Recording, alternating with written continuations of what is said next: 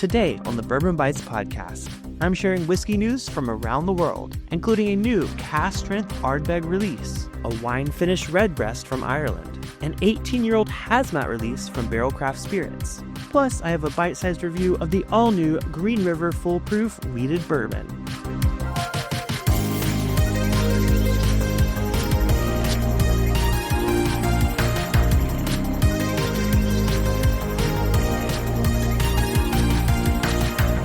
Hello, everyone, and welcome to the Bourbon Bytes Podcast. I'm your host, Clifton, and this is the week of Thursday, February 12th, 2026. I hope you all had an amazing Super Bowl Sunday and weekend.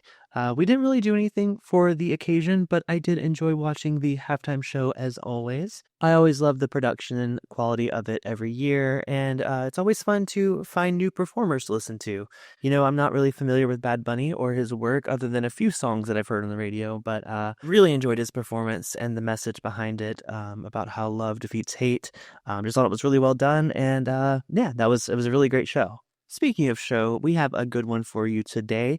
A couple new whiskeys to talk about, one of which I have in front of me to review. I'm really excited for it because it's from the same brand that brought me my number one whiskey of 2025. So they have a new follow-up, and we're going to see how it compares, and will it be my number one whiskey of 2026? Stick around and find out. But before that, like I said, we have a couple pieces of whiskey news. Funny enough, they're from all over the world. So the first one that I saw hit my inbox was the new Ardbeg committee release for 2026.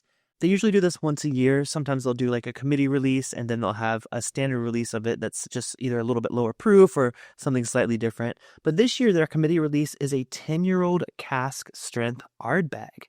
I love Ardbeg. It's one of my favorite peated Scotch whiskeys, and I always love the opportunity to try it at cask strength.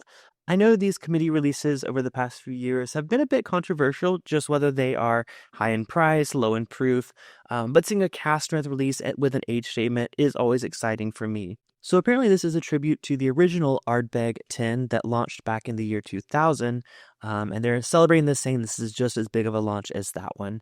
Now, I typically prefer my Ardbegs with a cask finish or just being aged and matured sherry casks or PX sherry casks. I do love a sweeter Ardbeg, but I think a cask strength, just straight up 10-year-old Ardbeg sounds delicious. So hopefully this isn't too crazy of a price. I'm not seeing any pricing info here. I just hope it is a reasonably priced part of the lineup.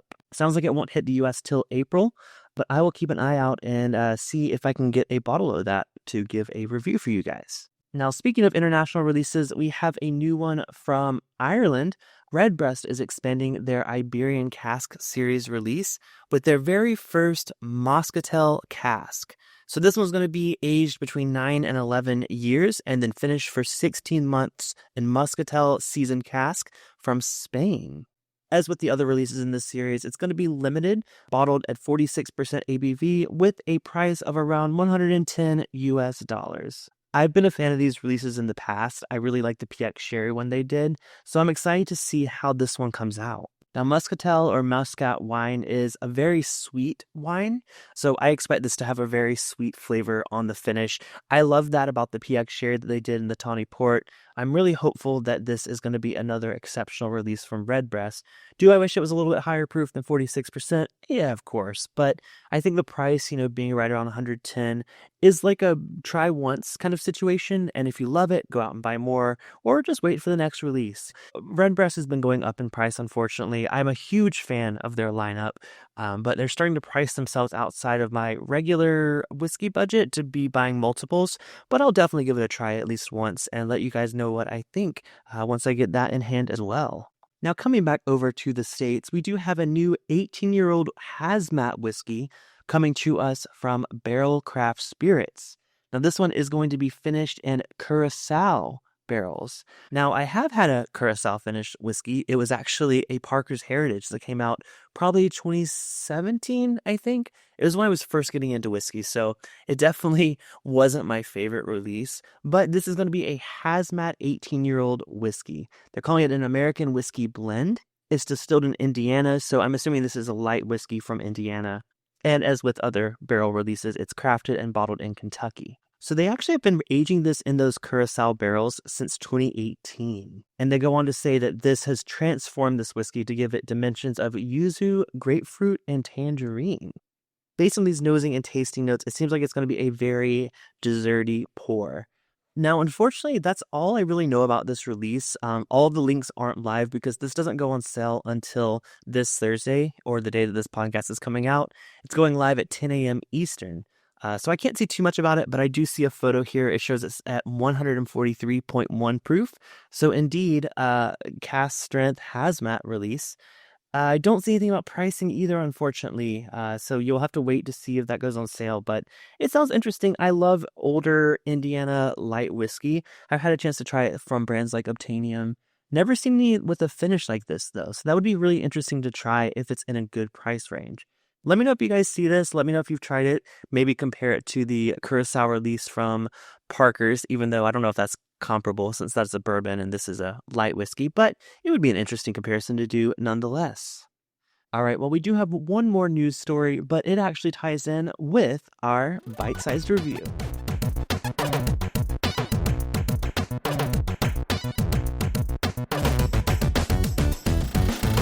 So if you saw the title of this week's episode and the thumbnail, you know I'm talking about the new Green River Wheated Full Proof Bourbon.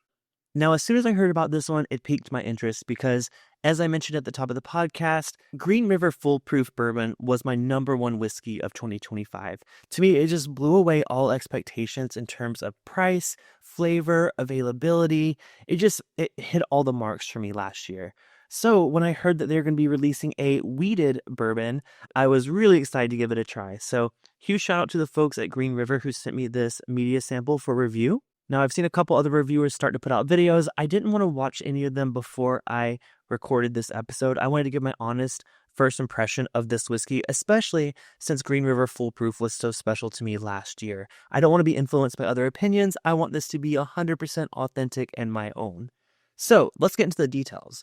This is a foolproof edition of their wheated bourbon. They've put out a wheated bourbon for a while now, but it's been at a lower proof. So this is at full barrel strength. My particular bottle is 109.3 proof.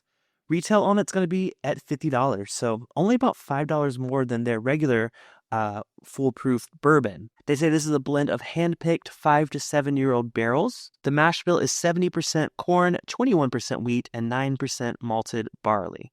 Now that mash bill may sound familiar because it's basically a wheated version of their regular mash bill. So the normal mash bill for the regular Green River Full Proof is 70% corn, 21% rye, and 9% malted barley. So we're just swapping out the rye for wheat in this case. It's interesting the difference in proof though, because I'm looking at my bottle of the regular Green River Full Proof, and that one's 117.3 proof. So this one's coming in almost 8 proof points lower.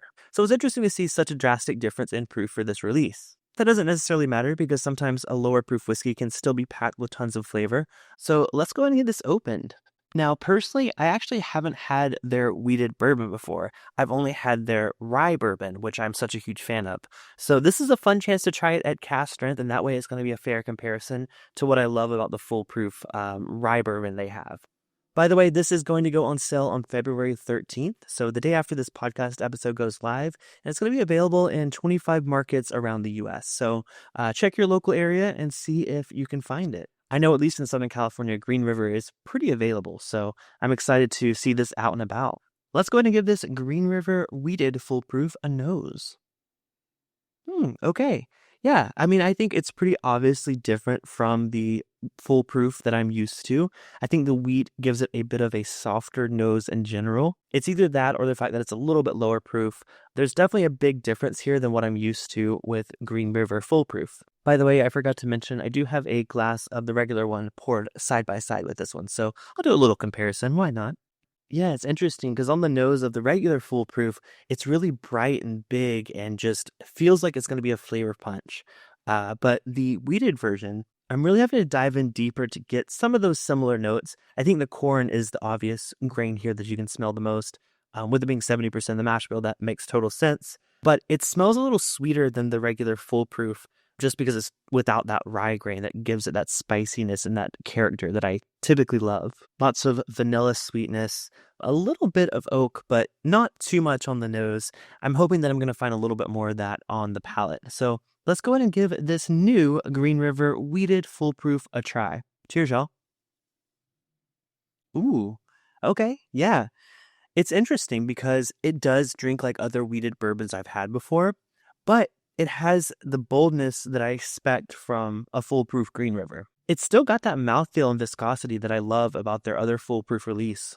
It really does linger on the mid palate when you go in for a sip. And then as it goes towards the finish, it's more of like a nutty kind of sweetness to it. Mid palate is more of a vanilla sweetness, but on the finish, it's a little more nutty, a little bit more. I guess there's some oak tannins there as well, but it's very slight on the back end. This is kind of, what I would consider more of a simple whiskey flavor. I wouldn't say one note because there is some difference there between the mid palate and the finish, but it does kind of take a minute to kind of find those differences. You aren't just immediately hit with, oh, this has like a really interesting, tip of the tongue flavor, mid palate and finish, which is how I typically taste my whiskey. I like following the journey across my tongue. This one kind of skips the tip of the tongue, goes straight from the mid palate with a really sweet vanilla note, and then on the finish, a little more nutty, a little more, maybe some wood on the finish. Now, finish lengthwise, I would say short to medium. It doesn't stick around long. It definitely doesn't cling to the palate or the throat like some other whiskeys I've had in this proof point. Some would say it goes down easy. To me, I like to have my whiskey clinging on a bit for the end or the finish there. But again, with it being a wheated bourbon, I know what my expectations should be because this is very different from a rye bourbon, which tends to be what I gravitate towards. Now, comparatively, I just took a sip of the rye bourbon foolproof release, and that one kind of tingles the tip of the tongue, which I could give credit to the fact that it's a little bit higher proof to that. But mid palate is actually, it's like the mid palate and the finish swap places. So on the rye one, the mid palate's a little bit more of that bitter oakiness, and then the finish is where it starts to get sweet, and it does hang on longer for the finish. So for me, that's kind of what I really like a bourbon to do. I like to be hit up front with those oaky notes and then have a sweet long finish. Whereas the wheated one is kind of the opposite. It's like sweet mid palate, a little bit tannic on the back end, but doesn't stick around. So I think these are just maybe for different people. I hear so much love for Green River's wheated bourbon. I just haven't had the chance to try it. So if you're a fan of the wheated bourbon, then of course you're going to like this. I think anything amped up to cask strength is a win, especially under $50 or at the $50 price point. I think it's a very fair price. So if you are a fan of the regular Green River wheated mash bill, this is an excellent must buy for you. However, if you're like me and you prefer a more rye-forward bourbon, I still highly recommend the foolproof standard Green River. Even though it's the same on paper in terms of price, mash bill just with the flop of the rye and wheat, and age, to me, this is just much more of what I want from a bourbon experience when I'm sipping something neat. So if you want a full thorough review of the older foolproof release, I've done an episode on that, so check it out. But today we're going to give a score for the wheated foolproof. And when I do my scoring, it's very much not compared to other whiskeys. It's very much its own thing. So as much as I do personally love and prefer the foolproof rye version of this, I'm going to review this on its own based on the fact that it's $50. It's at cask strength. It's 5 to 7 years old. With that being said, I think this one gets a 6.5 out of 10 for me. It's priced just right. Personally, I would love a chance to try this a little bit older, and I'd be willing to pay a little bit more for that. I think wheated bourbons, to me, need more age on them than a rye bourbon. I think a rye bourbon can be great at 5 to 7 years old. I typically prefer 9 to 12 years old, but in general, I think it can be a really good bourbon from 5 to 7 years old. But a wheated bourbon, I don't know. I just tend to prefer those quite a bit older. It's just because the wheat is less of a flavor profile than the rye. And you're kind of left with the corn whiskey as the main flavor, at least in my experience. So you're getting some of those younger corn notes on this whiskey that I think would mellow out really, really nicely if at an older age. If they were to release this at 8 to 10 years old, I would absolutely give it another try. But that being said, this is a $50 bottle. It's not that much of a gamble to pick up and give a try. See if it's your cup of tea. If not, definitely pick up their other foolproof bourbon. I could see them both being people's favorites just based on what you personally like your bourbon to taste like. If you like the softer, more mellow notes, but really nice body on a whiskey, then the wheated bourbon is going to be great for you. I think this would be fantastic in an old-fashioned. I love making my old-fashions with cask strength wheated bourbon anyways, so I think this would be a great one to buy. It's a little bit pricier than some of the other wheated bourbons in a similar age range. So maybe you don't want to use it on an old-fashioned, but that's definitely where I would use this if I had more of this in my collection. But that being said, I mean, this doesn't change my opinion on Green River. I think they're putting out some great stuff. I can't wait to try this when it's older. But for me personally, I'm going to stick with the regular Green River Full Proof Bourbon with the rye mash bill. It just is everything I look for in a full proof bourbon at the $50 price point. But I can see people loving this one. So let me know what you guys think. Feel free to leave a comment on the YouTube video of this podcast episode or on our Discord server, bourbonbytes.com. There's a link to the Whiskey and Gaming Lounge there. I'd love to know your thoughts. Speaking of thoughts, we do have a new comment from a listener to the podcast. I wanted to feature this because it did warm my heart a little bit. This is from My Little Pony CO4495. They said that I love your podcast. It's the perfect length and has a great positive energy to listen to on my way to work. I listen to it on Spotify, but I didn't know that you also share the podcast on YouTube. Thank you for your content. Well, cheers to you, My Little Pony Co. I don't know what to call you. I don't know your name. But yeah, I put out the podcast on all the major platforms, Apple Podcasts, Spotify, and of course, YouTube. Wherever you get your podcast, you should be able to find it. But I love that you guys are enjoying the show, and I'm glad to hear that the shorter format is resonating well with certain folks. So cheers to you. Thank you so much for your comment. If you guys ever want to leave a comment or review of my podcast on any platform, please do. If I find it, I'll be glad to read it out on the show and give you a little shout out. But I appreciate everyone that listens week to week. And those of you that are tuning in for the first time, hey, I'm here every Thursday with a podcast episode in the morning and a YouTube live stream in the evening. So would love to see you come hang out with us. It's a good time, at least hopefully. All right, well, that does it for this week's episode. Thank you all so much for listening. This has been the Bourbon Bytes Podcast, a whiskey podcast with a gaming twist. Cheers, and I'll talk to you next episode.